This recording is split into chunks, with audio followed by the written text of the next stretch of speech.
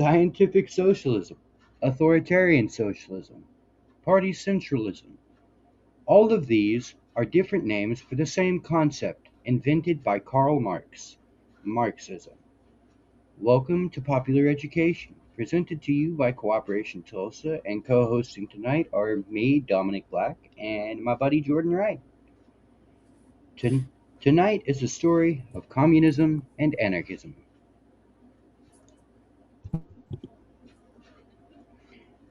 Now, you might be wondering why the hell we're talking about Marx. And that's a fair question. Some of you might be worried that we're going to group him in next to Proudhon and Bakunin. Don't worry, we're not.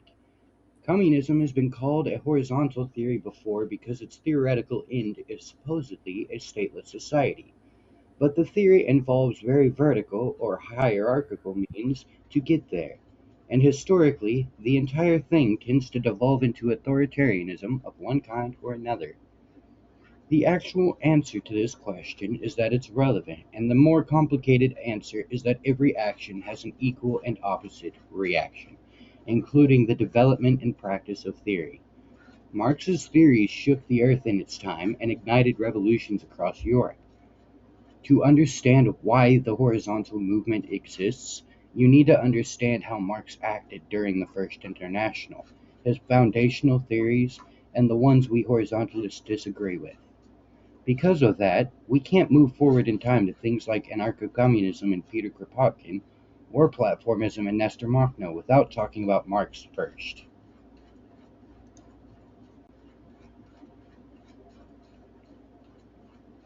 There's many types of communists. The ones we'll be dissecting today are the authoritarian socialists, who believe in a centralized party, more commonly referred to as tankies, or Marxists. We're not dissecting libertarian communists, counter-communists, and unorthodox communists. I just want to throw that out there before we get started. So, that little pretty picture is of a place called Trier in Prussia.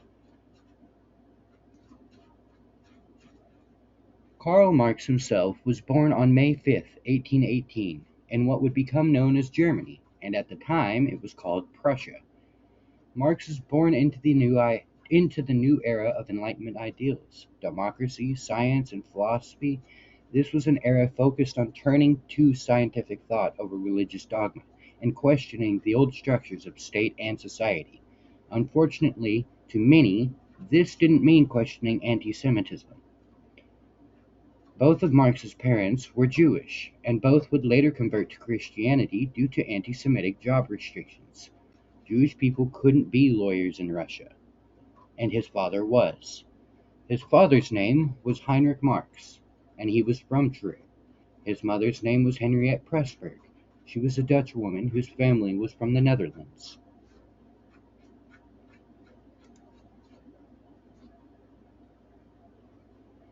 Marx's father was a lawyer in Trier, and their life was pretty comfortable for the time.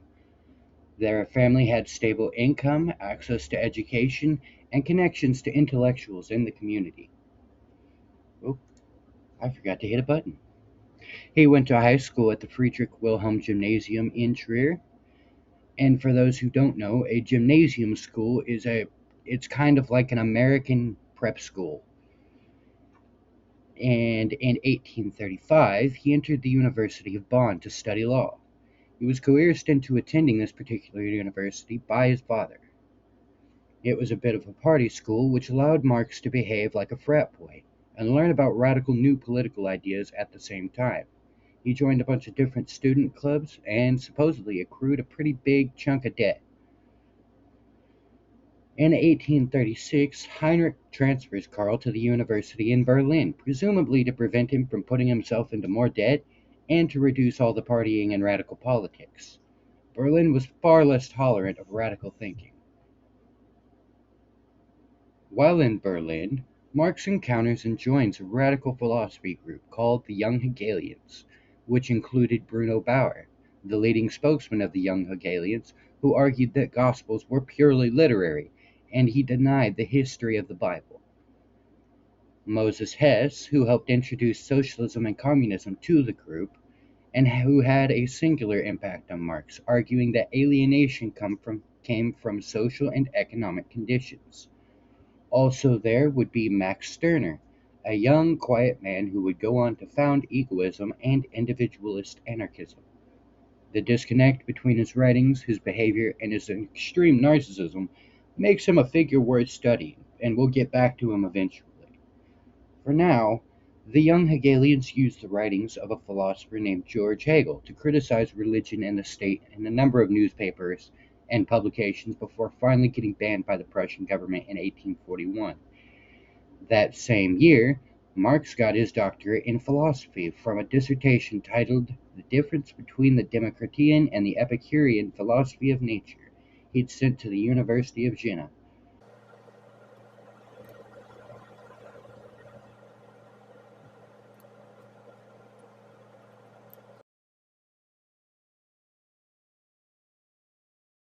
In 1842, just after getting his doctorate, Marx went to work at a liberal press called Rheinische Zeitung, or Rhenish Times, referencing a province of Russia, or Prussia. By October of that year, he'd become the editor-in-chief, and under him, the Rhenish newspaper criticized the Prussian monarchy, their censorship laws, and the economic policies that affected peasants. The government started its crackdown with censorship, but by March 1843, the Rhenish newspaper was banned and Marx was left without employment. With nothing left to do, Marx moved to Paris. While there, he partnered with Arnold Rouge to publish the Deutsch-Französische Jahrbuch, the German-French yearbook. It was a collection of essays, theory, and political commentary, which was a pretty common randomized format for the time. Disagreements over finances, like, Rouge not paying Marx, and politics itself, ended Rouge and Marx's relationship within a year. Only one issue of the yearbook was printed, and instead, Marx chose to reacquaint himself with a man he'd met briefly in Cologne, Friedrich Engels.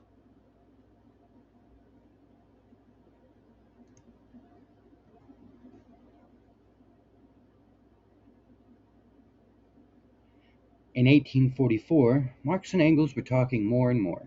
They discovered that they had identical critiques of society, and Engels had first-hand experience with industrial capitalism. His father owned textiles and made a detailed record of the conditions of the working class in England, which Marx found, and I actually find, fascinating. In the meantime, Prussia was diplomatically crawling up France's bunghole, pressuring them to act against Marx. The yearbook he'd published with Rouge was seen as politically dangerous, and Marx was still a Prussian subject. Under the July monarchy, which had already been worried about the socialist agitation in Paris, it was agreed that Marx would be expelled in 1845 to avoid external conflict and internal unrest. Marx and his family moved to Brussels, Belgium, where he and Engels worked together more, developing a theory called historical materialism and writing a book called German Ideology. Together they joined the League of the Just in 1847 and immediately after, at the League's Congress in London, reformed it, aesthetically, theoretically, and strategically, to the Communist League, adopting the slogan, "Workers of the World Unite." The League requested that Marx and Engels write a political program explaining its goals and overall strategy. This pamphlet would become known as the Communist Manifesto. Then the next year, a revolutionary socialist wave referred to as the revolutions of 1848 spread, starting in France, then across most of Europe. The unrest got Marx expelled from Belgium out of fear that he'd cause even more revolutions.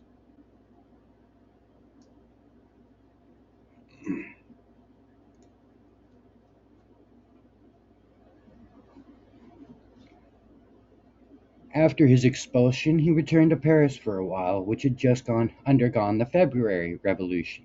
The new Republican government was more open to political exiles, so he was allowed back, but he didn't stay long. He returned to Cologne in Prussia from exile and started a newspaper creatively called the New Rhenish Newspaper that, again, got him expelled from Prussia. He finally moved to London on Engels's request and settled there for the rest of his life, funded by Engels. As the revolutionary wave collapsed in 1849, governments across Europe reasserted control and repressed the socialist movement.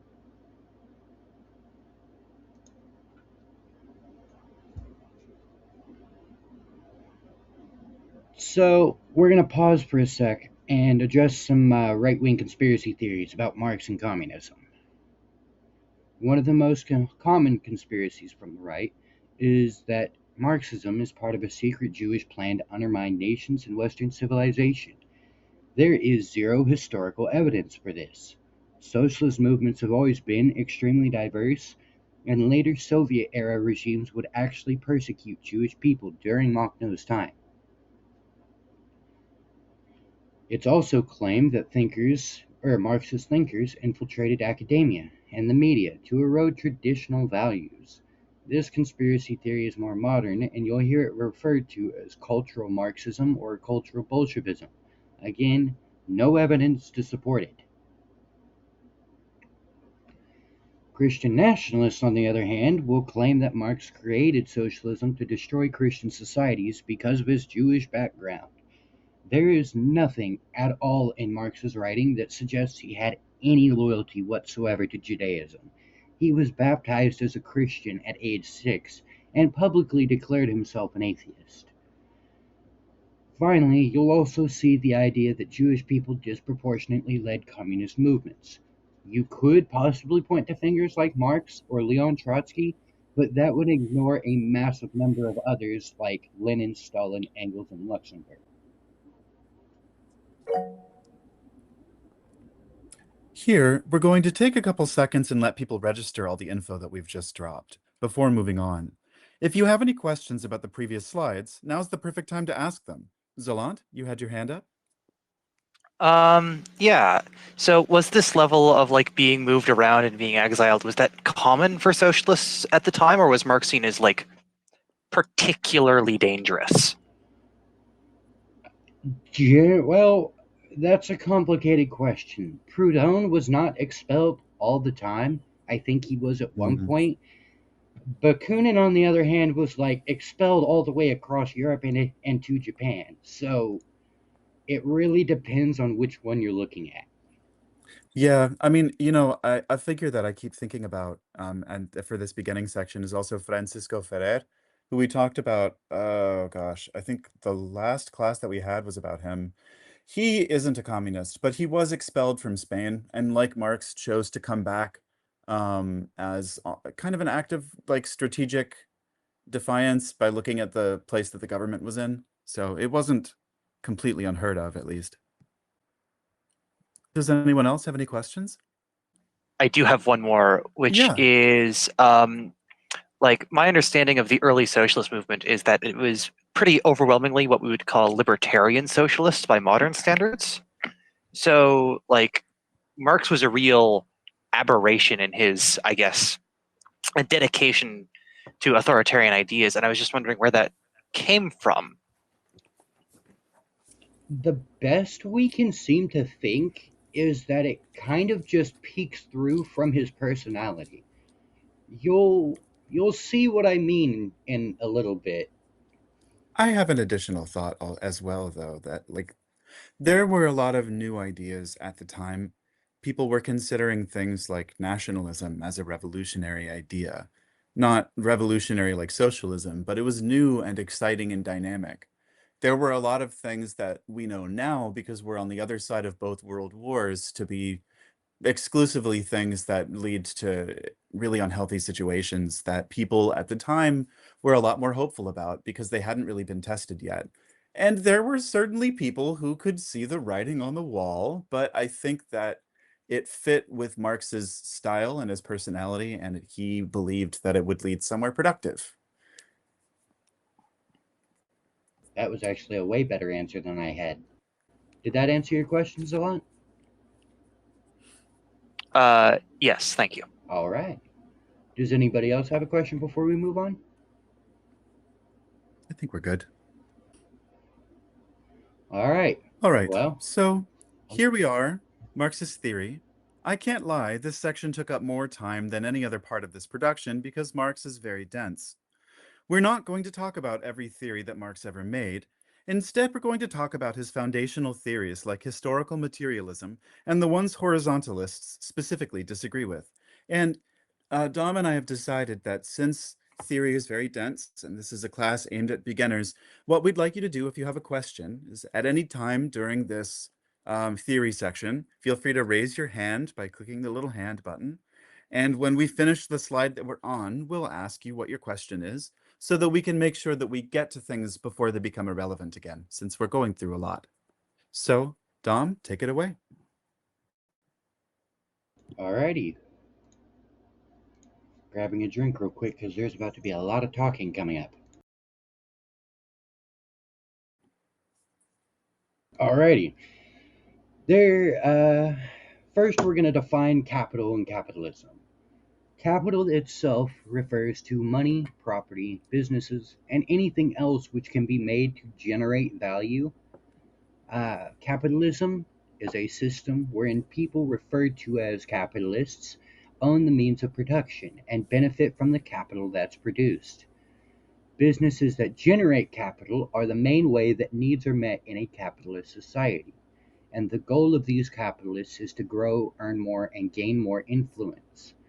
The system wherein businesses trade with one another is called a market, and most people under a capitalist system sell their time and labor to capitalists to earn their own capital, which is used to secure all of their needs. There are four main classes. There are the bourgeoisie, the capitalist class, who owns businesses, factories, or capital, and they make their living by employing workers and taking profit from their labor. The petty bourgeois are the lower middle class of individuals that are self employed, shopkeepers, or small business owners who own their means of production but still have to labor to keep it. The proletariat are people who do not own businesses or productive property and, and must work for wages under someone else to survive. People who don't have regular jobs and survive by begging, hustling, robbery, or other informal means rather than steady work are called the lumpen proletariat. You had a question? Yeah, so I've heard from both authoritarian socialists, I believe these people called themselves Gonzaloists, and from, I believe this was a piece I read by Berkman, that the petty bourgeoisie don't meaningfully exist. And I was wondering why they might say that and why someone might disagree with that. Because these are more like the petty bourgeois and the lumpen proletariat are more like subcategories of bourgeoisie and proletariat. Mm. Realistically, the petty bourgeoisie are out to assist the bourgeoisie to give themselves more power and influence and money. And the lumpen proletariat was separated because Marx thought they couldn't be trusted, which was ironic.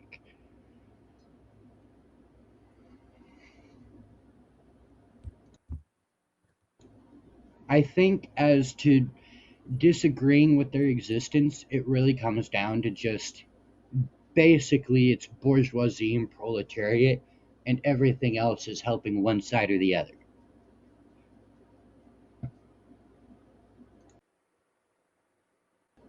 I hope that answered the question. Yes, thank you. All right.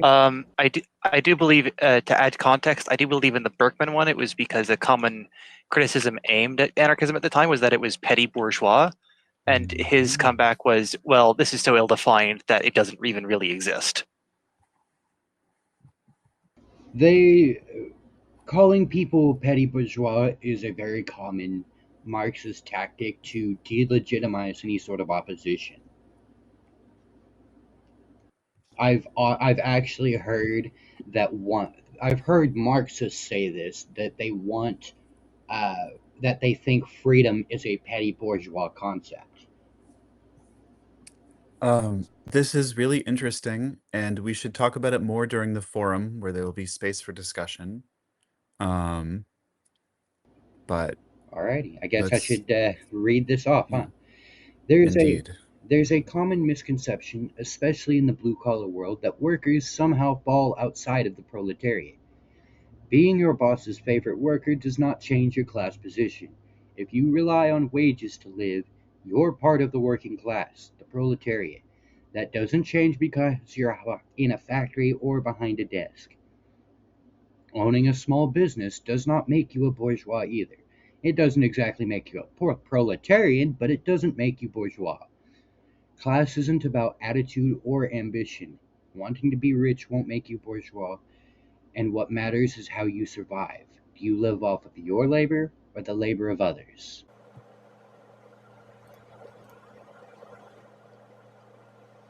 So, alienation.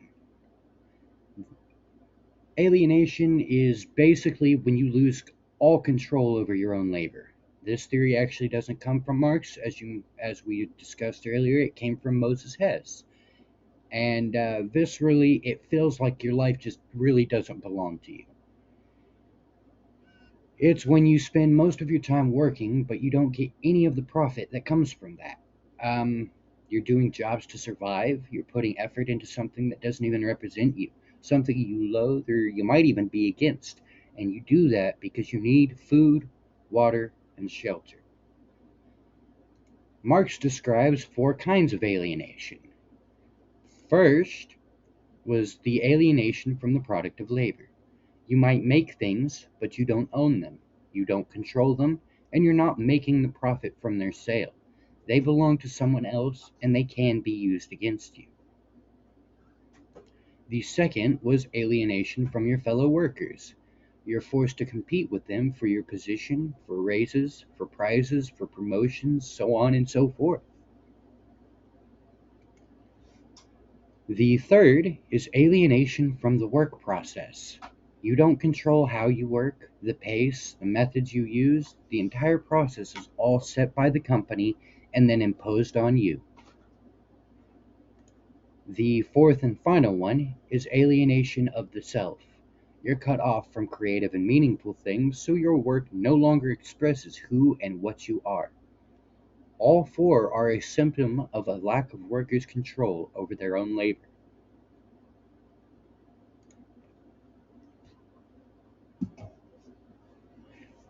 Alienation separates the worker from human life. Your survival depends on selling labor that you don't control, so your labor governs you instead of the other way around.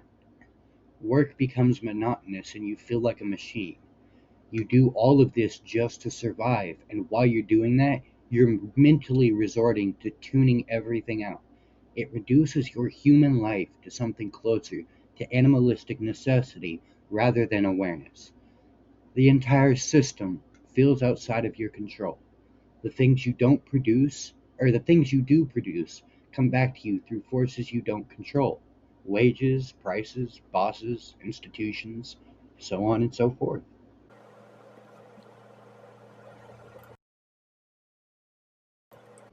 Because of alienation, your personality dissociates, and a split forms between your work self and your real self. Your labor doesn't express who you are. Relationships in capitalism are built around competition and transaction. That destroys cooperation and solidarity, which are the healthy foundations of a good society.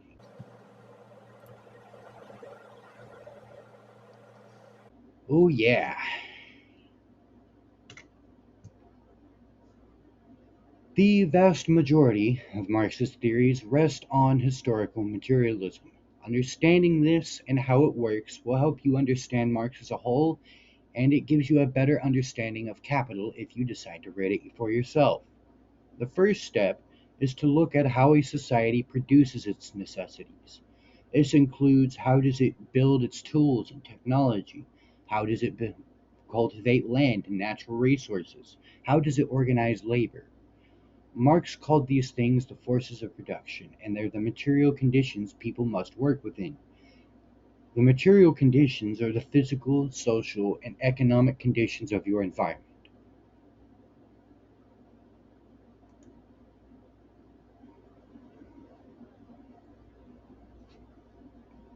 Next, We're going to look at who controls production and how labor is organized. These are the social relations around production. Who owns the factories? Who works them? Who receives the output? Who makes the decisions? Under feudalism, a lord owned the land and production as well as everything that was made on that land, and the serfs worked for the lord and lived at the mercy of the lord. Under capitalism, the capitalist owns the land, production, and everything on the land, whilst we, the wage workers, generate that output for the capitalist. It's the same thing, but with a different title.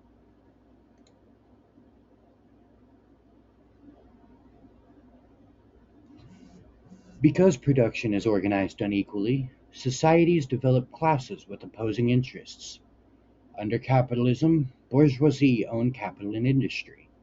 Proletarians sell their labor.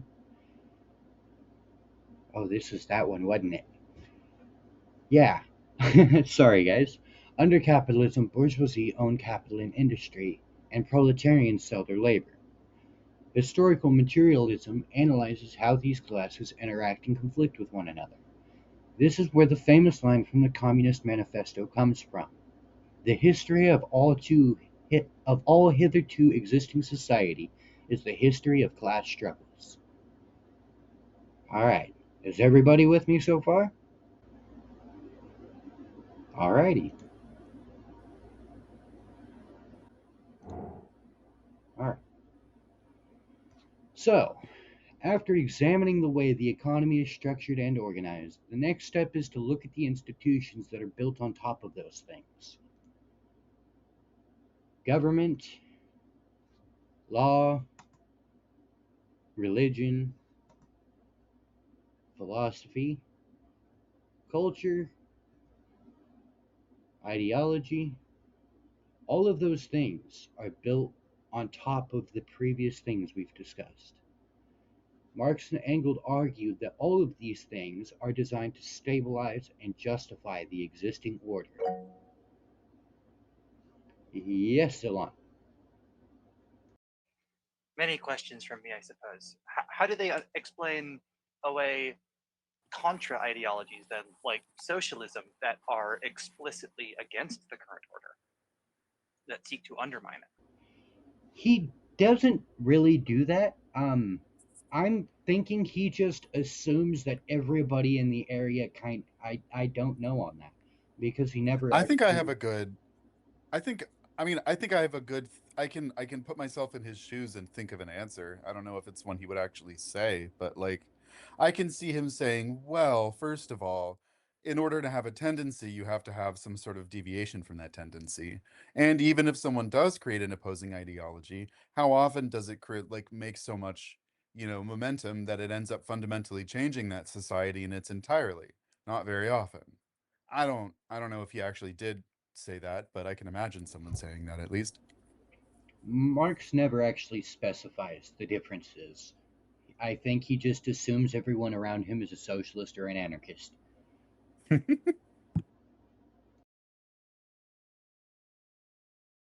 Did that help at all, Zalon?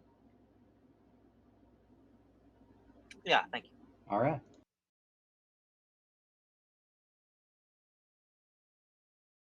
So Marx and Engels argued that all of these things are designed to stabilize and justify the existing order. For example, feudal religion reinforced the divine right of kings. Uh, Capitalist ideology emphasizes individual competition and property rights over human rights. These things are what Marx called the superstructure of culture.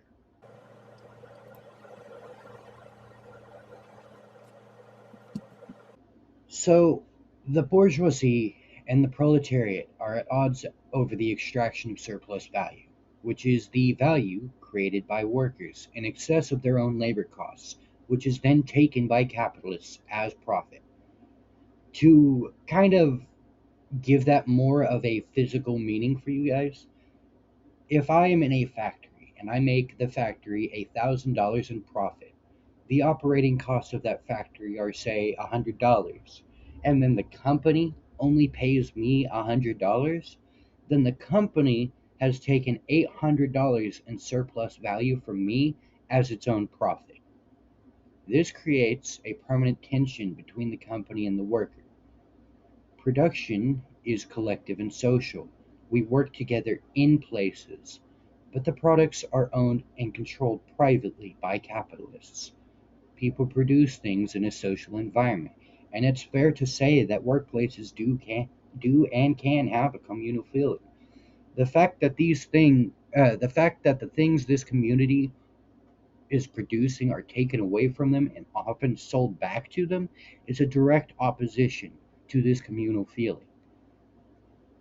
Goods are created for everyone's use, but can only be accessed through profit driven exchange, leading to scenarios like empty houses alongside homelessness. There are enough resources being produced to fill the needs of everyone who lives in this country, but they are sold for profit and not distributed based on need. The drive to increase profit leads to overproduction and the falling rate of profit. Goods are seen as tokens which can just be traded for value. Under these flawed expectations, corporations produce too much of everything in an attempt to earn as much as fast as possible. The reality is that these overproduced goods often go to waste and waste more money than they earn because of the effort required to produce them. Think of fast food restaurants and all that food they throw out, or planned obsolescence in tech. All of this results in the fall of a given society. Everybody still with me? All right. Once you've identified the forces of production, the relations of production, the class structure, you need to analyze how the tensions develop between them and how those tensions drive historical events. Do the existing social relations still allow productive forces to develop? If yes, then the system is stable or it's stabilizing. If no, then the conflict will intensify. For example, in capitalism, industrial factories and global markets are the forces or the means of production. The social relations are the capitalists own production and the workers sell their labor to the capitalists. The class structure is bourgeoisie and proletariat. The contradiction is that the size of the production's workforce continues to increase while the ownership and the profit remains private. This creates economic crises like market crashes and labor struggles. We saw this in conflicts like the Battle of Blair Mountain, which was fought over this contradiction.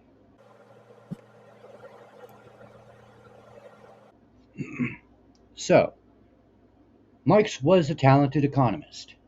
His methods and analysis are still used today in a lot of economic science. The anarchist disagreement isn't with his economics, okay? We grant that he was an intelligent economist. When he starts to prescribe his own proposed methods for dealing with the diagnosis, we'll call it, of capitalism, that's when things start getting a little messy. Our problem is with his methods and his own actions during the First International Workingmen's Association. From there, the authoritarian socialist strain kept mutating, and it would get worse and worse. The actions of communist organizations after Marx contribute to the ever increasing split between Marxism and anarchism. But this isn't to say every communist is out to get you. There are many forms of libertarian communism which come from figures like Rosa Luxemburg, and not every communist is exceptionally versed in theory. Many even practice anarchism from a communist aesthetic. Any questions before we get to this? All right. The dictatorship of the proletariat. Between capitalist and communist society, there lies the period of the revolutionary transformation of the one into the other. Corresponding to this is also a political transition period in which the state can be nothing but the revolutionary dictatorship of the proletariat. From Critique of the Gotha Program, Part 4. What Marx is saying here is that capitalism can't collapse overnight. He argues that there has to be a transitional period where the working class holds all of the political power, including the government. He isn't talking about a dictatorship in the same terminology we do. He is saying that an entire class must hold all of the power. That is his idea of a dictatorship. He's saying the working class has to hold total control over the entire apparatus. Instead of bosses and politicians, it would supposedly be the proletariat in control. The whole class would rule. And as we'll see in a few minutes, the anarchists think that's not how things are going to play out.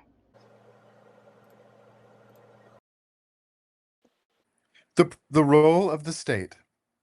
The proletariat, if it has not yet lost itself, is still sufficiently strong to employ general means of coercion. It is, therefore, not a question of introducing a new principle, but of transforming the old one. If the proletariat seizes political power, then its victory is only temporary, a mere transition to the abolition of all classes and to a classless society. With its complete victory, its own rule thus also ends, as its class character has disappeared. From Conspectus of Bakunin's Statism and Anarchy. What he is saying here is that the working class has to take political power, and that they'll need force to stop the old ruling class from coming back. This is what they call the transitional period, and we just talked about that. It's meant to transform society and abolish divisions between the different classes. Once classes no longer exist, there's no need for one group to rule over another. The problem is that we can look at 192 out of 200 communist regimes and see that the transitional period is a little bit permanent.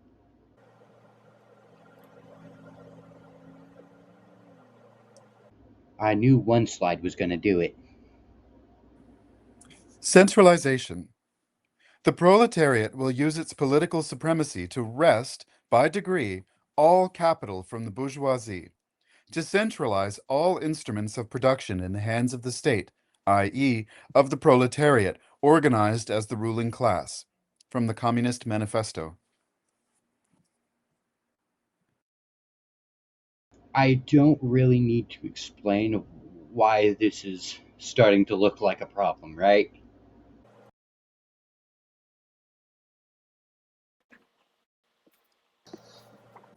So, in the Communist Manifesto, Marx released a 10-point economic plan. And we definitely had some bombastic side eye for some of these. Firstly, Marx wanted to abolish all private property, which sounds good if you understand the distinction between private and personal property, but he also wanted people to continue paying rent. In his first point, he states that instead of paying rent to a landlord, you'd pay it directly to the state, which, if you ask me, doesn't sound any different than like a tax. Oh, secondly, he wanted an income tax which got heavier with your income, a graduated tax. The horizontalists in general usually disagree with involuntary taxation, but not with the idea of taxing the rich specifically. It depends who you are asking. Marx also wanted to abolish inheritance completely. To Marx, the factory's owner's son shouldn't inherit the factory. It's a monarchy by any other name. And this one caused the most bombastic side eye of the episode. Marx's fifth economic point was to confiscate the property of immigrants and rebels. This was a less than subtle display of Marx's authoritarianism, which became inherent to his ideology. Zolant, I was referencing this to you earlier. Slightly less side eye, but still, Marx wanted to centralize credit into the hands of the state, with a national bank that had an exclusive monopoly on capital. Basically, if you wanted to start a business or get a credit card, you'd go through the state. who singularly controlled all of those things rather than a bank. And to be clear, emigrant refers to someone who wants to leave or has already left the country. Marx doesn't specify the circumstances in which these emigrants are leaving. Marx also wanted to run all of the communications equipment and transportation through the hands of the state. Now, to be fair, back then that pretty much just meant trains and post offices, but obviously now that covers a far wider range of means. It basically meant you got a state taxi to go anywhere. Next, he wanted factories to be added to rural areas, and the tools, like welders, would be placed under the control of the state.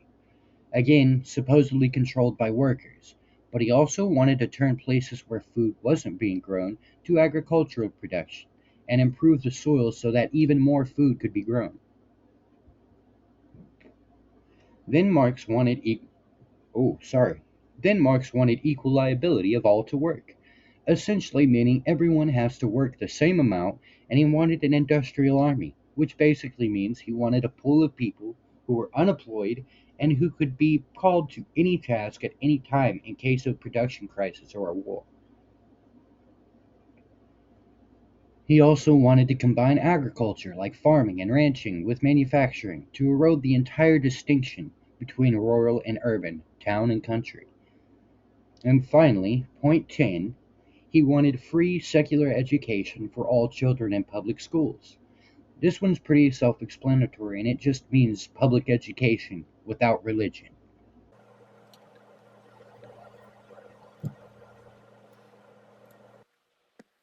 The anarchists reply, if the proletariat becomes the ruling class, who will it rule? There must be another proletariat which will be the subject of this new rule, a new class, a new hierarchy of real or pretended scientists and scholars, and the world will be divided into a minority ruling in the name of science and an immense ignorant majority. Am I meant to read both of these quotes or pause after each one? Uh, this one you're meant to read both of. Okay. The former workers, as soon as they become rulers or representatives of the people, will cease to be workers and will look down upon the whole world from the heights of the state. From Statism and Anarchy by Mikhail Bakunin. So, here Bakunin is pointing out a basic contradiction in Marx's logic. If the workers become the state, they stop being the rulers. The duties and power you receive from the state prevent you from being a worker. Obama was not working a 9 to 5 while he was president, and so you would have to have a new class of ruling intellectuals and a new ruling hierarchy based on intelligence. We saw this play out in the Soviet Union. In fact, Lenin himself was an intellectual, a lawyer.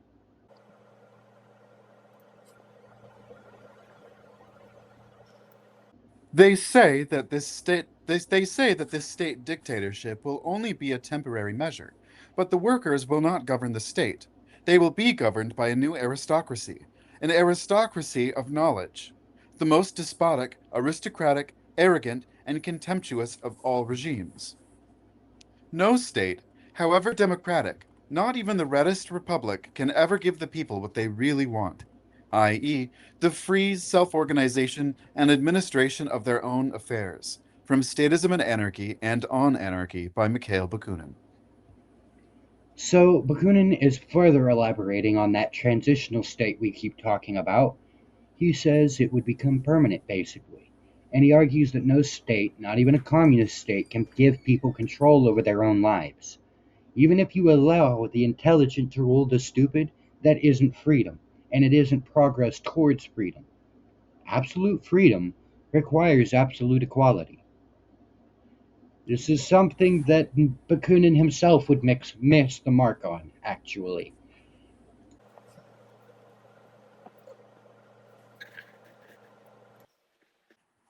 All is for all.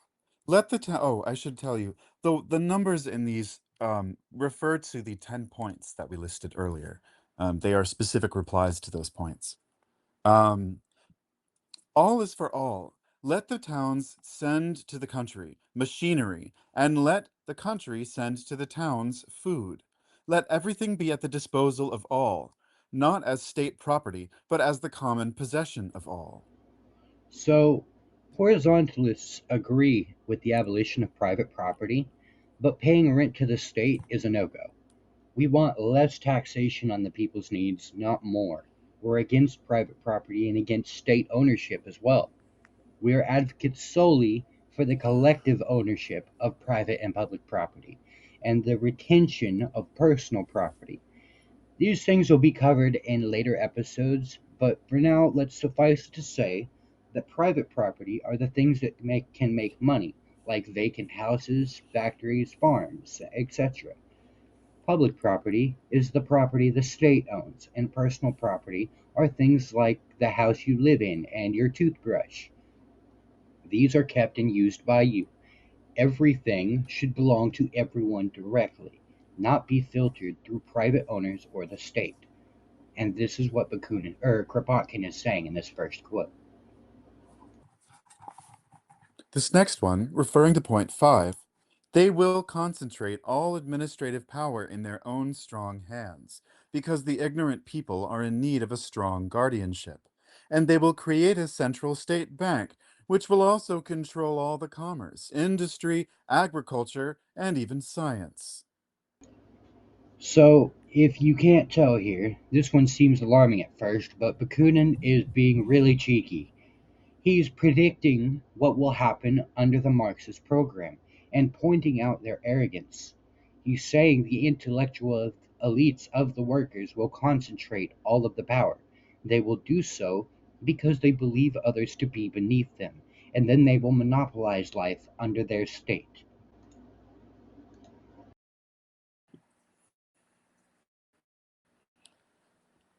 Referring to point 7, the state will administer and direct the cultivation of the land by means of its salaried officers commanding armies of rural toilers.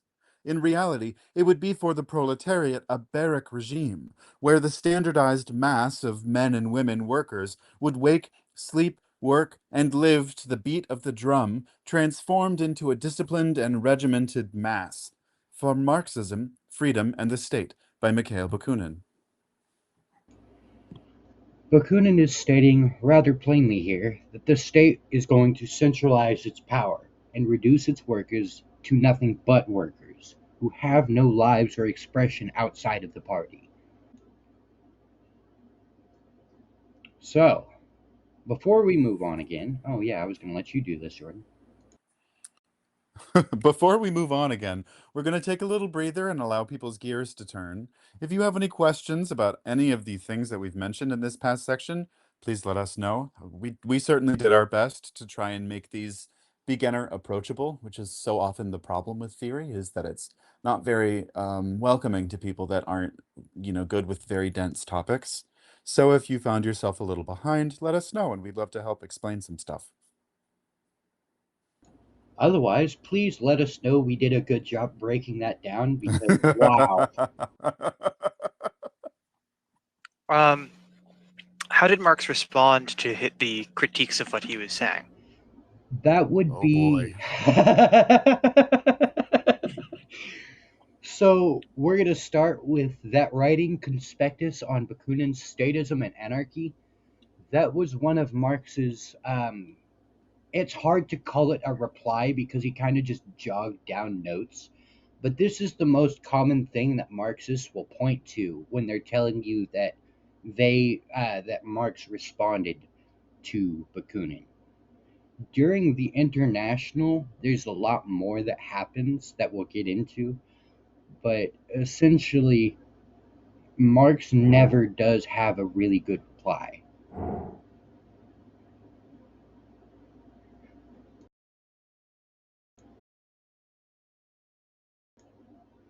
Did I answer your question? Uh, yes, you did. Thank you. All right. Anybody else? Onwards and upwards.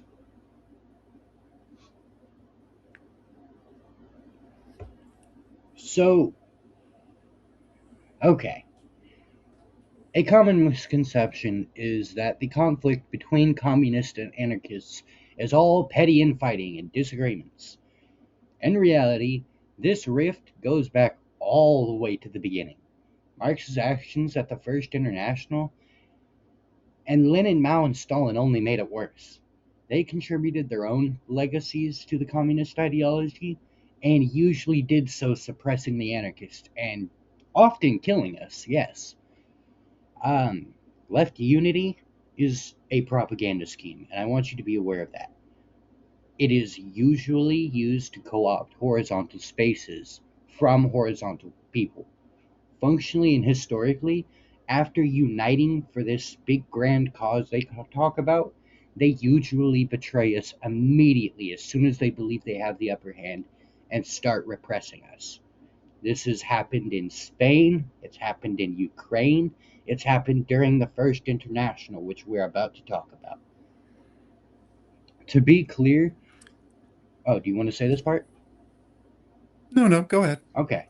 To be clear, when we're talking about a united left, we're talking about we're referring to large scale political organizing across the entire left. Political organizing is distinct from organizing around specific issues like deforestation, police brutality, or systemic racism. Because the differences between anarchists and communists and other ideologies on the left don't matter when the focus is on a specific apolitical issue. When it's moral, we can work together. But in these contexts, even the most opposed leftists can just be in the same space and avoid each other. I'm sure everyone who's already done some kind of organizing has seen this happen before. We can work together, but we must always remain separate. We're not the same ideologies and we don't want the same things in the end.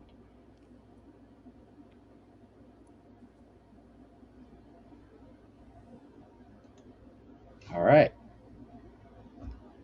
Oh, yeah, this one is cool.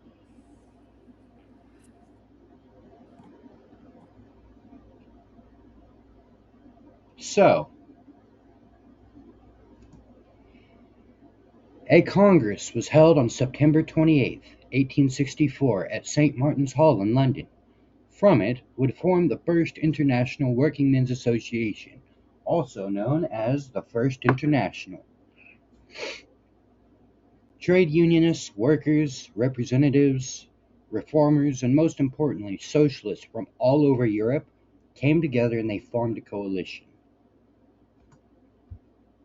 British and French workers were cooperating more and more on strikes and came together to support movements like Polish independence. Workers by this point were beginning to realize that their employers and governments were operating across borders, and if they wanted to build a successful movement, they would have to do the same.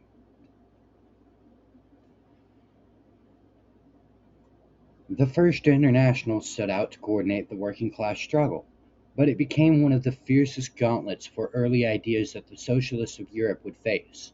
Entire ideologies were born and died during the 12-year lifespan of the First International. Marx was at St. Martin's Hall during the founding Congress. However, he had nothing to do with its founding other than giving the inaugural address and the organization's provisional, which defined the socialist direction of the International. Marx was absolutely responsible for pushing the International towards socialism that was based on class struggle, as opposed to, say, reformism or mutualism from Proudhon. We're talking about the story of the First International, but instead of this time focusing on Bakunin, we're going to focus on Marx and what he did to the anarchists.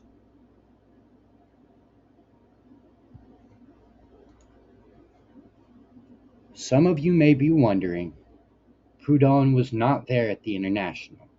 He died a few months after the International's founding on January 19th, 1865.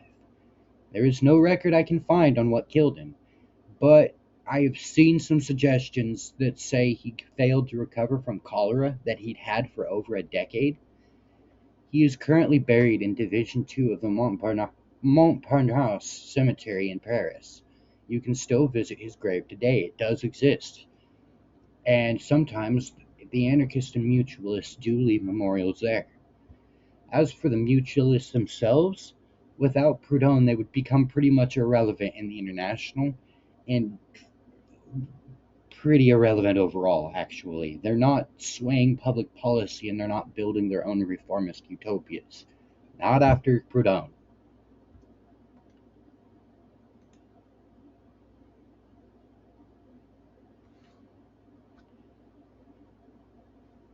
In October 1868, Bakunin joined the Geneva section of the First International.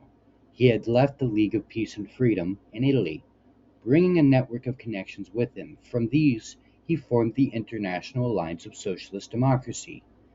The alliance tried to join the International Workingmen's Association as a separate international organization with its own program, but it was rejected by the General Council, led by Marx.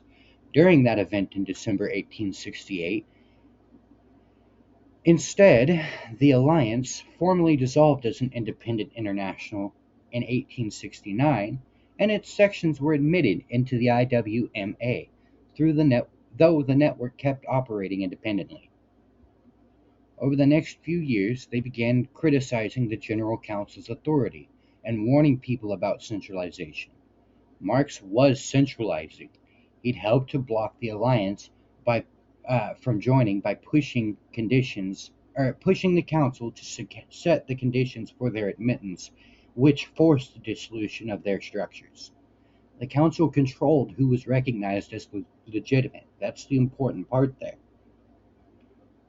Bakunin never stopped pushing for loose federation, even from within the International. This did not please Marx whatsoever. And I know we're still talking a lot about Bakunin, but that is because this is a push and pull relationship in the International. Bakunin was not entirely innocent, as you'll start to see.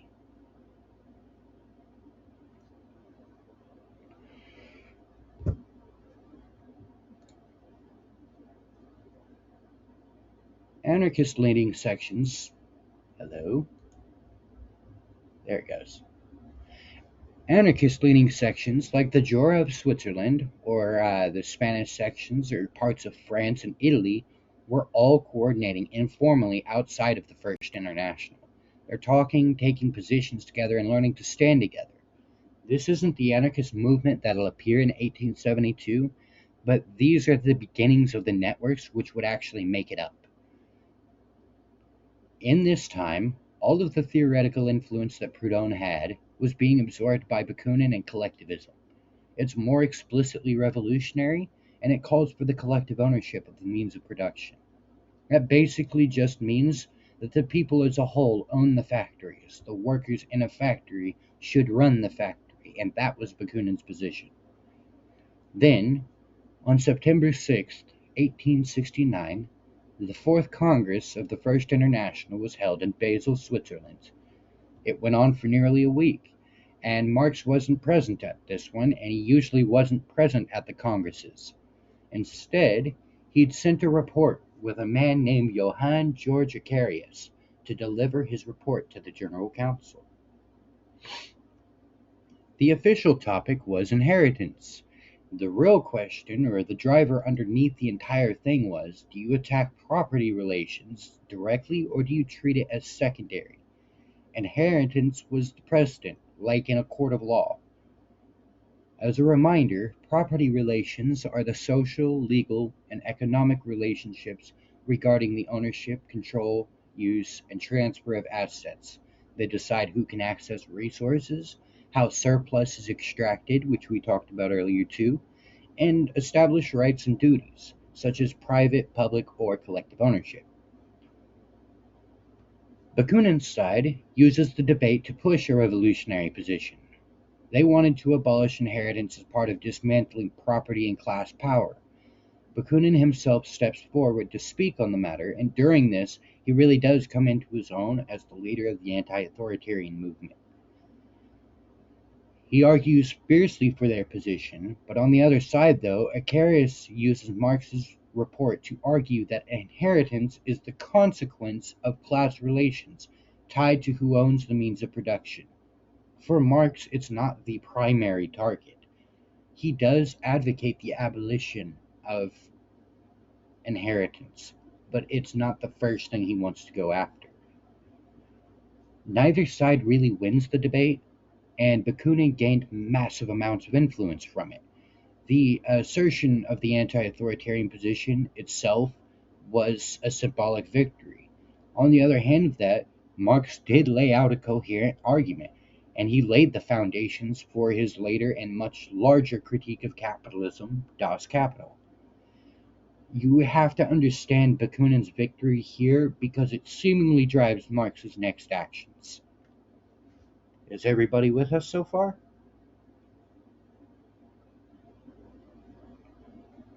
All right.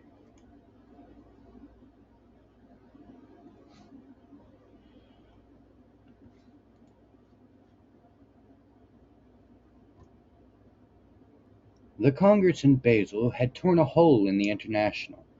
The conflict between the anti-authoritarians and the Marxists was out in the open. Everyone knew there was a massive divide. All of that said, Bakunin wasn't perfect. It was around this time, in 1869 to 1870, that he started using conspiratorial anti-Semitism regarding Marx. It was absolutely brutal at times. He framed Marx as being surrounded by a Jewish clique and out to seize power. And personally, I think if he'd left the Jewish part out of it, he probably would have been right, but I'm being opinionated. After Basel, Marx is also working directly against Bakunin. In March 1870, he circulated his confidential communication on Bakunin to his allies, which painted Bakunin as disruptive and out to build influence through deceit and manipulation. He explicitly attempted to discredit Bakunin, and doing this, he extended his influence over the General Council and the section leaders who were aligned with him even more against Bakunin.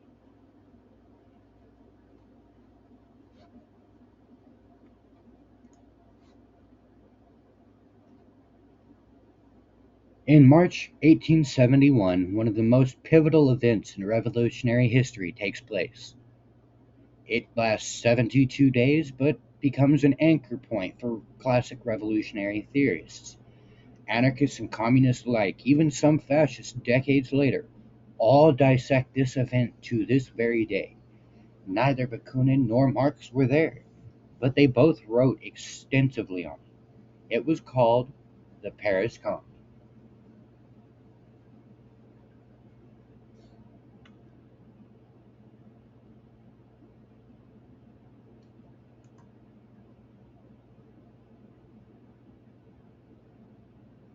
In September 1871, the General Council called a Congress in response to a couple of really big issues. One, how should workers react in the aftermath of the Paris Commune? Seize state power? Avoid politics entirely? Should they just organize differently? Something hadn't worked for the Paris Commune, and the First International altogether wanted to figure it out. Second, they needed to start dealing with the split between the centralists and the anti authoritarians, by deciding which direction they were going to take. This was not going to be a battle that was finished here in Paris. No, wherever this was. Give me a minute, it'll tell us. Yeah. So, instead of waiting for a full Congress, the General Council, where again Marx was a central figure, convened a smaller and more controlled conference in London with limited delegates. Arguments have been made that it wasn't representative of all the sections and the ideas. This is part of that behavior we were telling you about. During the conference, Marx pushed for political action and passed Resolution 9, stating that the working class had to organize as a political force, a party. The Communist Party was finally realized. All of this infuriated the anti-authoritarians, and in November 1871, the Jura Federation from Switzerland published the Sonvilliers Circular, and it argues that the conference overstepped its authority and accused the International directly of explicitly being centralized and authoritarian.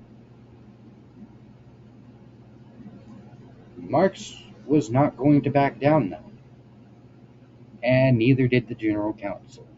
On March 5th, why do all this crap always happen on my birthday? On March 5th, 1872, Marx and Engels published fictitious splits in the First International, and it portrays the anti-authoritarian sections as making drama and playing a factionalist game to destabilize the International. Bakunin himself was made out to be a threat whose influence was undermining the unity of the International. For Bakunin and the Anarchists, it seemed as if London and its aftershocks were an attempt to define Marx's opposition as illegitimate and justify acting against it.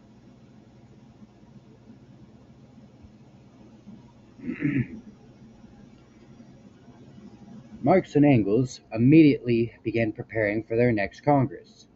They supported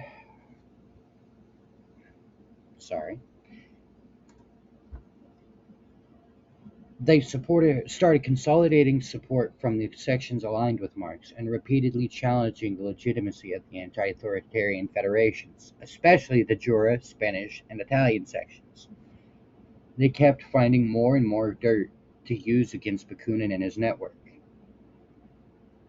Bakunin seemingly knew what Marx was doing, and he'd spent that same time strengthening ties between the various regional federations.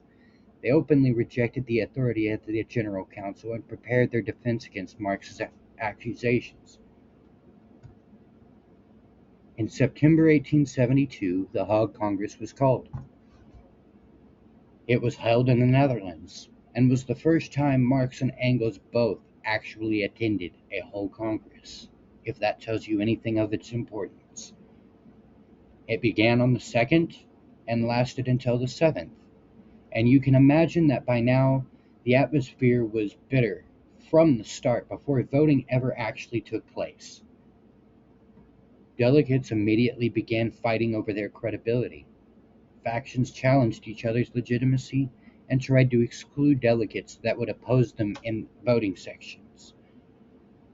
This Congress spent the majority of its time mediating or resolving all of these different arguments right off the bat, and then it tried to move into the reports and debates. The main topic was the authority of the General Council and the direction of the movement. Karl Marx argued that the working class has to organize and confront state power directly. This built on what had already been talked about in London, and Bakunin countered. Bakunin countered, saying that political centralization leads to domination, and that the International should remain a federation of autonomous groups, not a directed body. The debates were sharp, hostile, and personal. All were still conducted as formal proceedings, with speeches and votes, but they all hated each other very deeply by this point.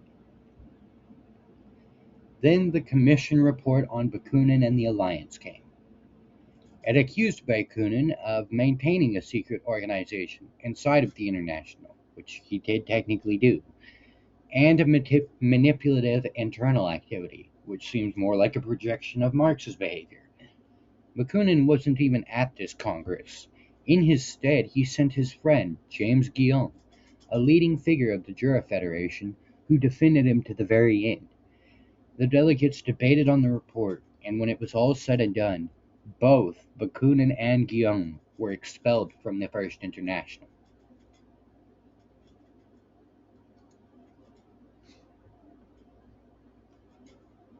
To protect from other hostile factions, Engels proposed moving to New York after Bakunin's expulsion. The General Council agreed, and so did Marx. A few years later, on July 15, 1876, the First International dissolved, because it was entirely isolated from the labor movement in Europe, and governments everywhere were suppressing them. Experimentation shifted more towards nationalism and social democracy at this point, which were, again, new ideas at the time. And nationalism wasn't even an explicitly right wing thing at the time. There were people who played with ideas like National Socialism, but I want to be clear that what Hitler made was not. He co-opted an idea and then completely changed it. And the first version wasn't even very good in the first place, so there is that.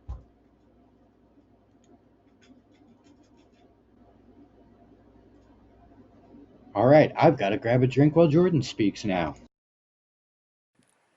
Yep. So the forum is kind of our open discussion period. We have some questions to give people inspiration, but in general, this time around, we're going to be opening the floor up a little bit. Dom and I tried to narrow down the forum questions because we didn't want this to be like a 53 slideshow. But ultimately, we couldn't really do that. So we really just put them all on a big slide together as kind of inspiration to stir the conversation. But there's a lot to talk about here. But like I said, before we do, does anybody have any questions about stuff we've discussed about the First International? The First International is pretty decently straightforward. Marx It stabs is. Bakunin, Bakunin stabs Marx. Time is a flat circle. I feel like I've seen things like this happen in meetings myself. We're in Swashbuckle. Yeah. I'm pretty proud of what I said in the comments. Marx made angry zines about Bakunin and then shared them with his affinity group.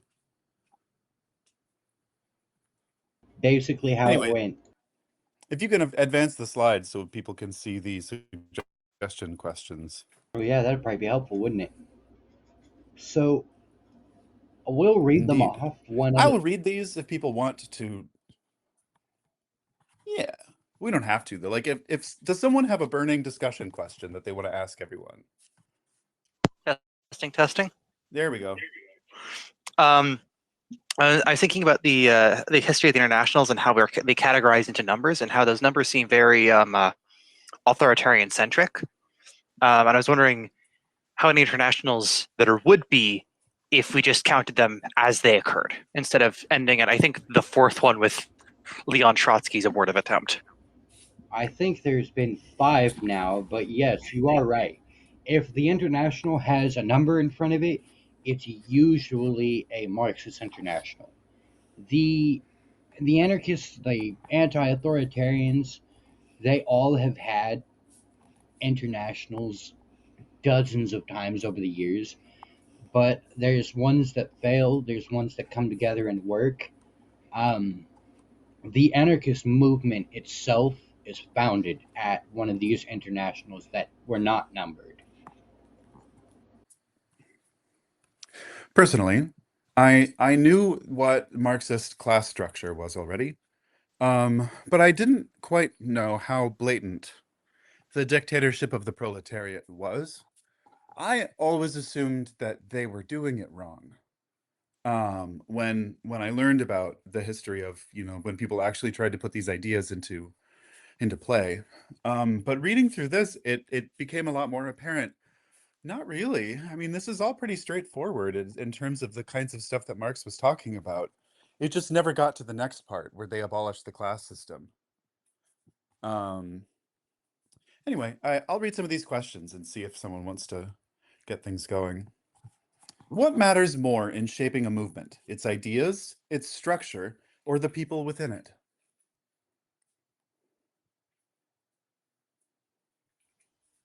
I'm of the opinion that you can't disentangle those. Right.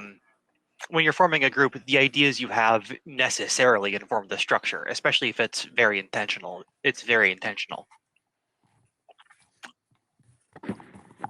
Um, I would say I think structure matters most because, like, Marx was able to do what he did partially because of the structural flexibility of the First International.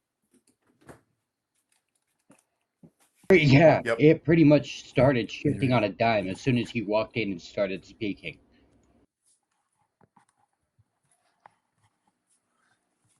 Was he just like that charismatic? Yes. He knew how That's to a good get you question. he knew how to get you really pissed off and then be like, "Well, now what are we going to do about it together?" type stuff.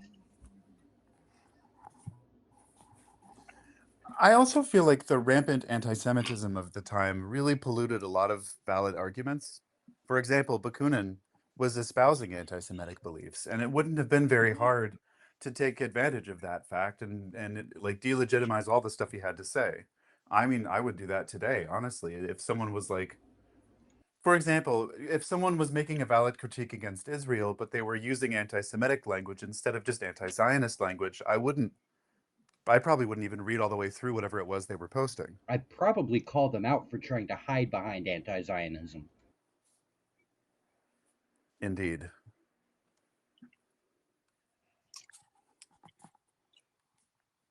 Well, let's have a question about theory. I am the most curious about where is it? Um, Gosh, oh, do you think that class struggle is the primary force shaping history, or one of many interacting forces? And in general, I want to know what people think about Marx's class structure. Very contentious. So, oh boy, Daniel is going to love this little talk. So Marxists do this thing called class reductionism. And they a lot of times will get accused of being like racist because they get so hardcore about this. They think that class is the only thing that matters. I happen to be a subscriber to Kimberly Crenshaw's theory of intersectionality. Class is, in fact, from what I can tell, studying systems, it's one of a bunch of intersecting pieces. It is a big one, sure, but it's not everything. It's just me, though. Um, I'd say that despite it being called historical materialism, one thing that his theory really neglects is like the weight of history. Like, sure, people like when peasants were taken from their villages and proletarianized in these vast urban centers, their relationship to the world changed pretty drastically. But they didn't forget what being a peasant was like, and they didn't not pass that down, that memory and that loss down to their children, and that didn't have its own knock-on effects. I That think all that happened.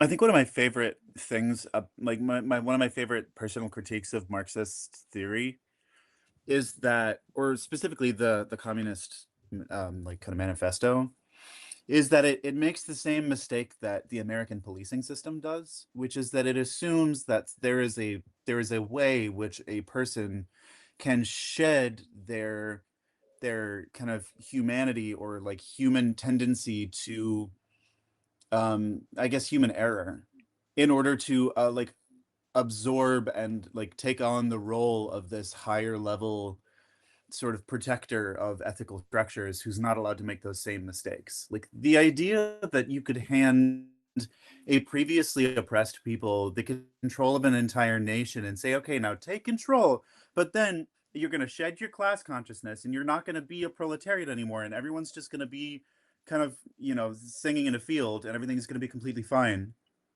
Is it just feels so naive to me. It's hard to put myself in the shoes of someone who thinks that that's possible, but I'm on the other end of a lot of different like revolutions trying to make this work. So I don't know. I'd theorize personally that Marx I think Marx probably thought that if he could get control of a state or a couple states, he could basically do a Genghis Khan from there. I don't Hmm. know. Lambda, are you familiar enough with theory for this? You might have a better insight than me here. Yeah, no, I think, well, kind of thinking on the concept of class struggle with Marx, tying it back to some of the current and functioning anarchist entities that exist, like the Zapatistas and the Rojava. The Zapatistas are uh, centered around a struggle that is centered on their indigenous Mayan identity, around their cultural traditions, around their religious traditions that were uh, uh, as a part of their uh, requirements for passing NAFTA, had their guarantees and their protections as indigenous people were destroyed, and was a center component of their unity in organizing around that central uh, uh, struggle that's based around their.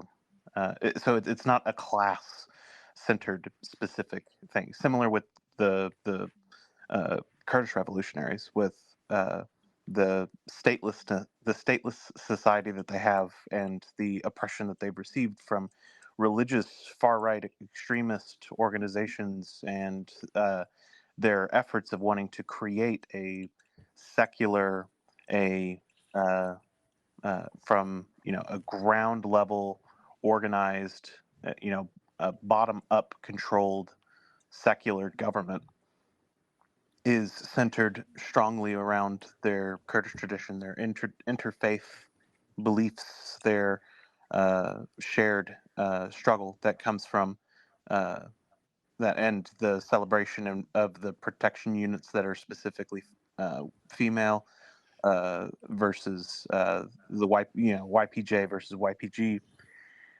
Those are structures of oppression that existed, that were based upon uh,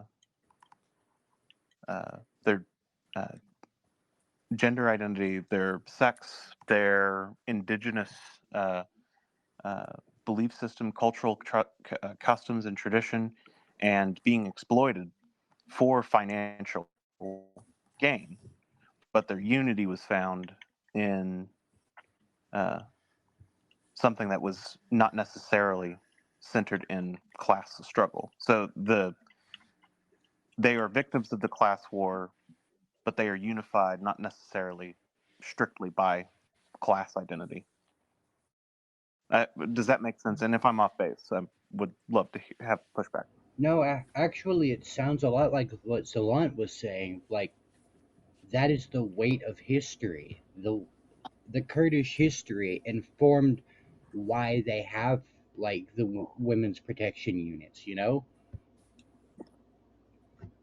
They faced that oppression in the past, and it wasn't class struggle, and it wasn't the core of it. Religion was. I think there's also something to be said for the way that the Communist Manifesto kind of doesn't look beyond the structures that exist in the society for building a new one. He goes right ahead with industrialism and class structure and says, all right, these are the things, we're going to take these forward, we're going to like change them, we're going to alter them, we're going to dismantle them or use their momentum. But I feel like in doing that, like for example, by dismissing the lumpen proletariat, he's not going in and asking like, well, why are you unable to work? Like, what is it about that? As far as I know, I mean, we this is a primer. I'm kind of the resident beginner for these classes, so this is kind of what I know, is what we've learned here. But it I seems like he's not like, go ahead. I do think the fact that in his Communist Manifesto, he had a plan in there specifically to create a reserve army of labor, one of a classically capitalist feature of the economy Right. and of labor structures. It's It very just funny. makes me think of building the pyramids or something. You're gonna have this big army of laborers living in barracks and stuff. Um, I think something else about it is that this wasn't really discussed, but I've heard some conflicting reports about how strict Marx's historical materialism was in terms of its like, well, history has to follow a certain specific path and it will follow that path, like always. And a classic critique I've seen of that is like, well, how do you explain colonialism then? Because these colonies went from very different initial structures into being forced into a very particular type of capitalism, you know? That is, And that historical materialism, as initially conceived, is pretty Eurocentric. yeah, no, I 100% agree. Um, that is a critique I've had, and we call it a critique of his determinism, basically. He is basically already determined history's path according to him, as if he's a prophet. Ironically, it would be the anarchists always predicting what would happen with Marx, and Marx always predicting things incorrectly. So, like most prophets, he was almost entirely wrong. Yeah, yeah, pretty I much. I was really shocked when we were editing the section about Bakunin and Kropotkin's critiques of Marxist theory. I was really surprised to find out that those were pre-Soviet Union. Um, because in reading them, I was like, "Yep, uh-huh, and yep, and then also that one. Oh, and that one also. Oh, geez." Um, Something I'm really curious about, something that keeps kind of scratching the back of my head here, is that like, so there's a lot of flaws with this theory, right? I mean, you could tear it apart if you really want to, and there's a lot of things that we're not talking about that went beyond Marxist communist theory that were just kind of weird, antiquated racism. Like, there's a lot of things about this that are not appealing, and yet communism is extremely appealing. There are a lot of people who are communists, who are Marxists, and then go on to be like, I don't know, Maoists or, Leninists or whatever. And I'm really interested in the gap there. Like, what is the appeal, do you think, and why? Like, because Marx is clearly charismatic, and it seems that that charisma has been baked into the movement in a way that is kind of confusing to me as a beginner. I don't really get it. I think part of it is that communism is presented as an end first and not a means. Communism is basically, and then we reach utopia. Right. Um, Yeah. and I think that does a lot to drag people in because it's really easy to say, well, we want to build this utopia and we have a science that we can use to do it. I think another part of it is that they're very selective in their sources. Um, I briefly attended meetings of the socialist alternative before I really knew what they were about, and it was like really intensely funny seeing like these people in like the 2020s only ever using Leon Trotsky as their source for anything historical, Whoa, that's crazy. and it was like really revealing in that these people read things incredibly selectively. Yeah. Um, it's a real exercise in just not talking to people, not educating people, really. Right. Yeah. I also think that there's a fair degree there's two other things that I think that I noticed in learning about all of this. And the first is that like there's a saying that I have that really helps me understand like, racists and Trump voters and people who support cops and stuff like that is like right question, wrong answer. Why are small towns dying? Small towns are dying. There's a problem there, but you found the wrong answer, buddy. And it's the same thing with Marx. He's asking the right questions. And like the first part of the theory section where we're like breaking down the issues and like going into what is the problem and how do those problems work, those are very appealing answers that are, in a certain perspective, extremely on the nose about what's going on. And I think that really brings a lot of people in, particularly when they've never really felt like they've been seen before, which is a classic issue with appealing to people that have been very downtrodden, is that when someone finally sees them, that generates a lot of energy. But the other thing is that there's a lot of potential for kind of aesthetic, for lack of a better term, kind of LARPing a little bit, kind of taking the aesthetic appeal of communism, like the Soviet era stuff and the sort of all the music that people will play that I don't know the specific names of, but the ones I mean. Um, Yeah, it lets people kind of embody a new identity, which is always appealing with new political ideologies, is there's a degree of escapism before real kind of militant like belief starts to settle in.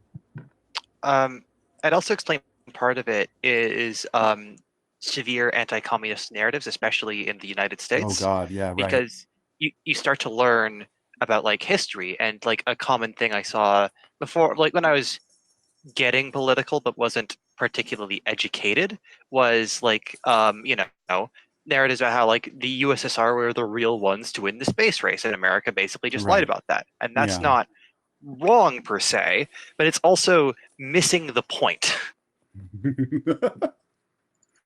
Dom? Um, I just wanted to say, I missed I that in chat.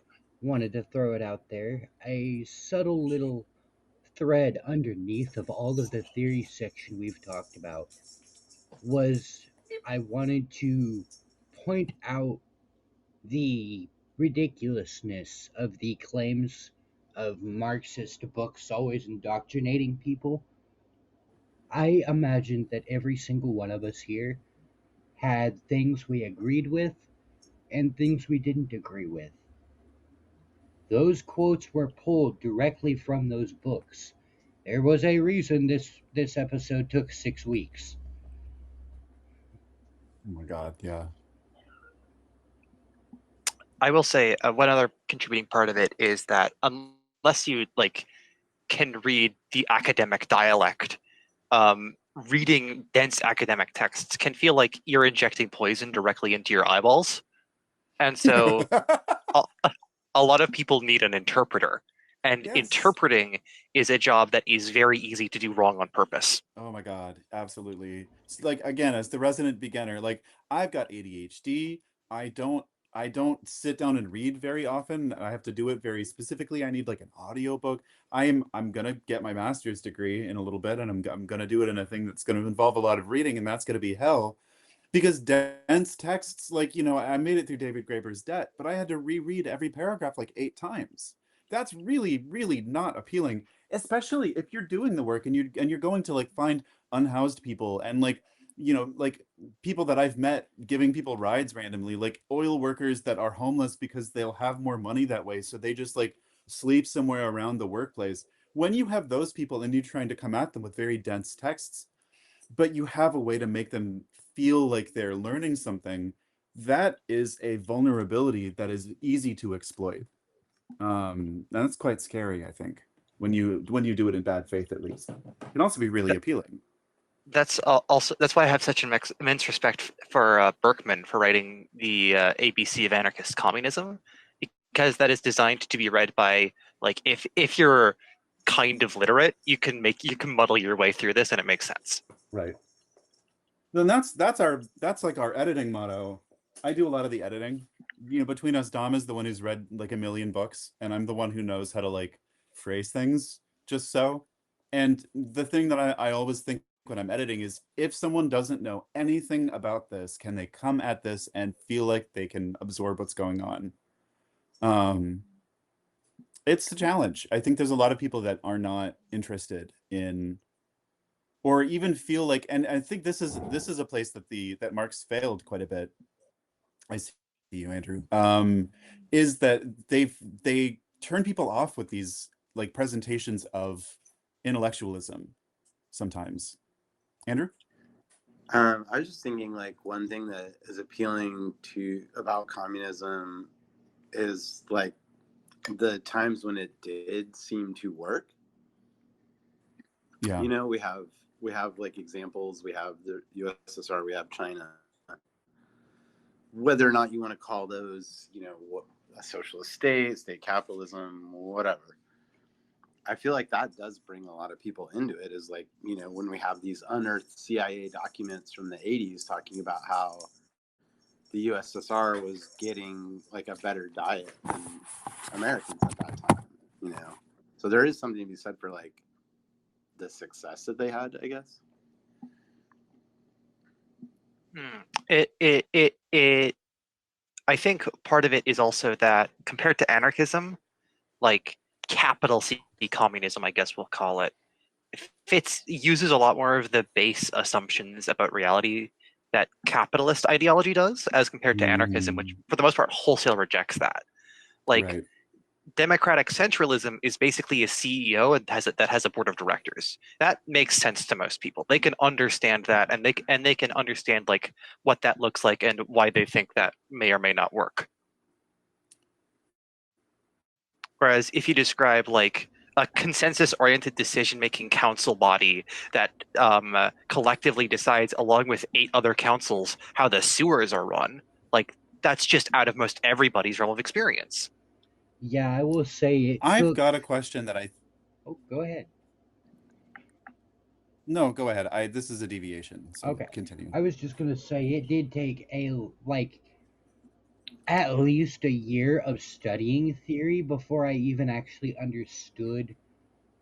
began to visualize what an anarchist system would actually look like. It takes. They don't make it easy to visualize, I will say that much. Yeah. It helps if someone tells you that like the whole point of anarchism is that you can't know what the answer is until you get a way to ask everybody. Like you don't know. The whole point is that you don't know the answer. We know what we want, but I'm gonna read what Lambda just wrote. Um, One thing that comes to mind with people that believe more in centralized slash authoritarian Marxist, ML or Maoist tradition is that by creating a centralized state, a machine comes to life, and they ascribe the survival of that machine as the survival of their ideology, not recognizing that machine will consolidate power and return to viewing humans as assets slash resources of the state, and oppression returns through central management. During the Spanish Civil War, the struggle in attempting to manage a newly created centralized army to counteract inefficiencies slash slow decision making after the fact left a bad taste in many people's memories and find security in the central control. The EZLN and Rojava examples with a centralized militia and then a federated bottom up control for the domestic policy is something that lives on. Food for thought on the centralization question. No, that's totally true. And it's tricky, right? Like something I was going to ask that I feel like I know the answer to, but is I don't know, I just can't get past it is like Marx was a true believer, right? Like he really believed that this was going to lead to a utopian society.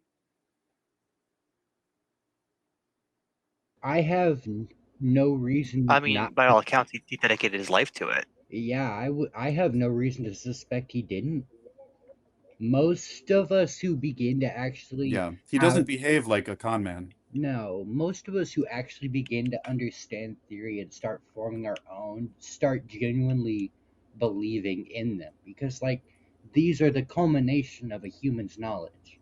This is him reaching his mind as Right. far as it can to put down into words what he can see with his eyes. It's harder than it sounds. I can see why he fought so hard for it to be the thing that took control in the First International, if that's what he believed.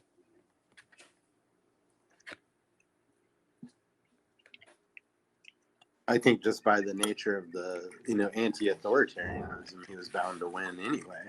If you're coming up Right. against an authoritarian, and you're saying, well, we don't want that, they're going to roll over you. Um, Lambda, I don't feel like I know enough to have a pushback. I'm not up to date on enough of these structures to have an opinion about centralization. I will. Though, Andrew, what you said raises a good question that I was thinking about earlier. Oh, go ahead. I was just gonna say I'm pretty sure the EZLN's militia isn't centralized. The Rajaba ones definitely are more than they were, but the EZLN militias are more like guerrillas. They kind of just sit around in the jungles and packs and watch places and answer to the councils.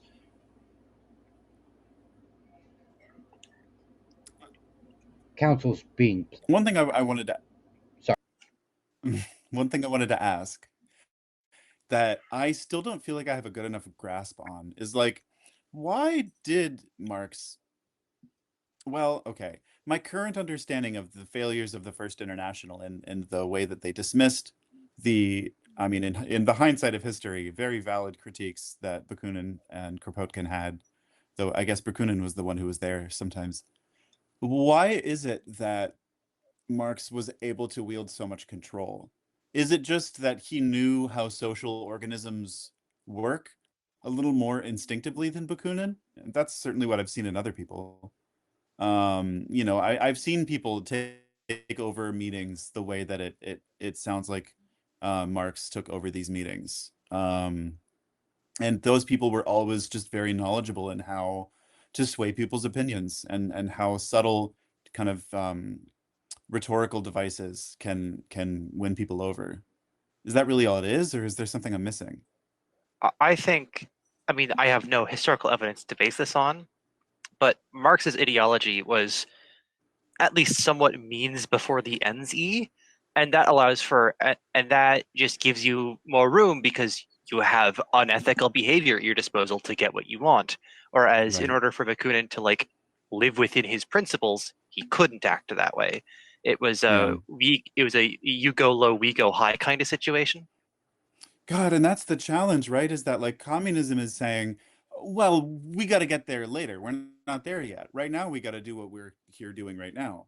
You Anarchy don't is all understand about the like productive forces just aren't developed enough yet. exactly like, but anarchism is the whole point of anarchism, as I understand it, is like you have to like the revolution is the process and the process is the revolution. It never stops. It's something that you start and at some point it will look like what people imagine when they imagine a revolution theoretically, but it continues but the day one that you start talking to your neighbors to get to know them better, that is the very beginning of it. And so Bakunin, if I'm correct about this, is kind of a little bit screwed because he has to be embodying those things. But that is a pattern that repeats, right? I feel like I've heard that happening in other places too.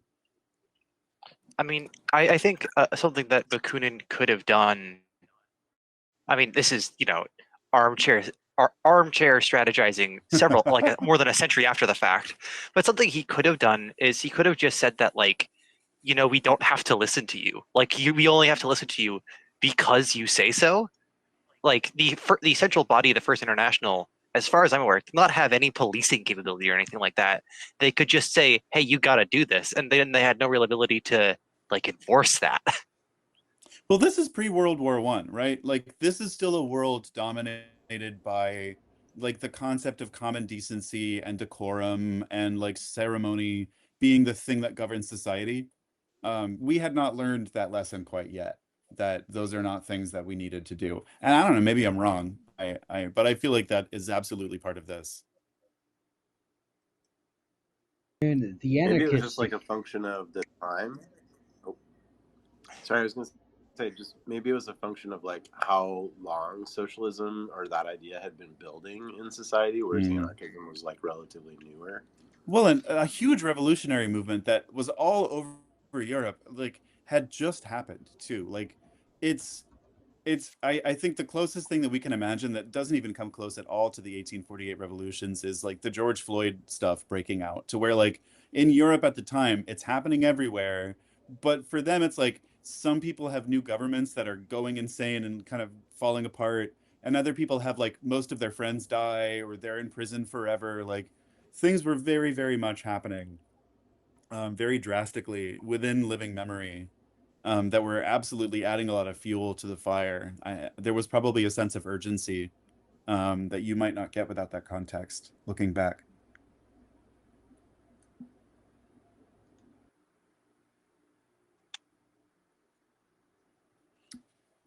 Well, if things are slowing down a little bit, then I'll open the floor and say if anyone has any final thoughts, or has become magnetized to one of these questions and wants to mention it, now's the time. Otherwise, we'll close things down.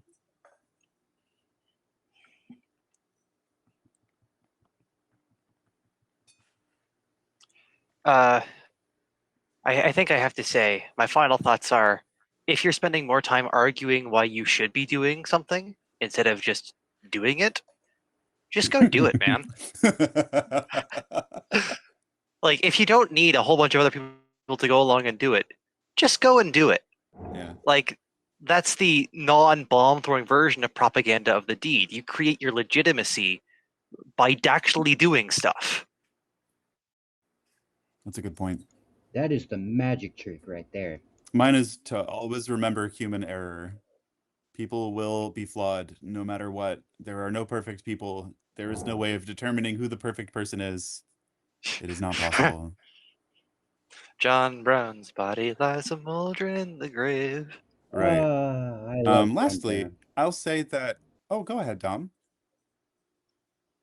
I was just saying I love John Brown. Internet delays. Dom and I always try to tell people that this is our process for writing and editing and performing these lessons and then recording them and attempting to stream them is something that we're very much still working on. So if you have any critiques at all, please do get in touch in whatever way you have to get in touch with us.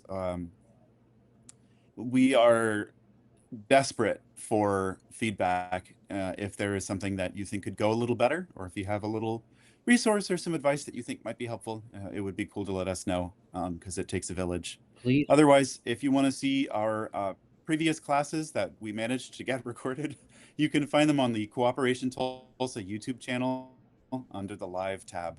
Dom? please, for the love of God, somebody recommend something we can use to live stream these instead of StreamYard. I don't know if it's a StreamYard problem. I think streaming is complicated, and I need to read like a manual about it. Maybe that's I also it. think Jitsi's complicated. That might also be a problem, but we can talk about that later. There's probably a Linux distro that is just for streaming. Oh God, I fucking hope so. I just had a thought and I don't remember it. So yeah, thank you all very much for coming. And like I said, let us know if there's something that we can do different. Otherwise, have a good day and Oh, don't get shit talked by Marx. next lesson. I will say one last hot take before everyone gets going. Yeah. Which is that Marx, Lenin, all those guys, if they were all just reply guys pre-social media. Oh my God, absolutely. 100%.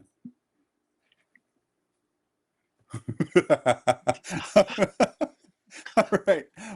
Bye, everyone.